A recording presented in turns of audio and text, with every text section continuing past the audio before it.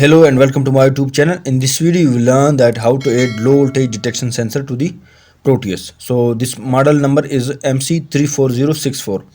So you can see here the library.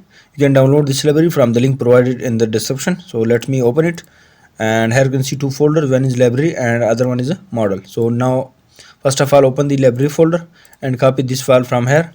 Then go to desktop, and here you can see the Proteus icon. Right click on it and then go to open file location, and now from here go back to the main folder of Proteus 7.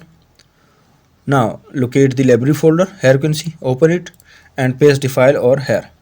So here you can see the library are pasted here. Now close it and now go back to the main folder of library. So open it again. Now this time open the model folder and copy this file from here. Go to desktop, right click on Proteus icon, go to open file location. Now go back to the main folder of Proteus 7. Now this time locate the model folder, open it and paste the file over here. So here you can see the models are pasted here.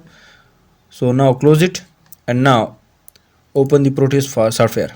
If you have already opened it, close it and reopen it again, so it will upload the latest library then. So here you can see, let me search for the specific sensor. So here you can see the low voltage detection sensor.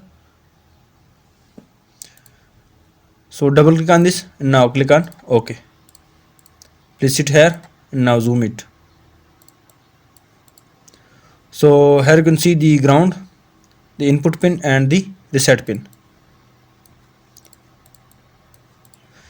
Please keep in mind that this sensor is used for the monitoring of input voltage, and when the voltage drops from the specific voltage, then it provides this signal. So this was the method of how to add low voltage detection sensor to the Proteus. You can download the library from the link provided in the description, download it and then you can use it. If you like the video, please subscribe my channel, like and share the video. Visit my channel for more videos related to it. Thanks for watching.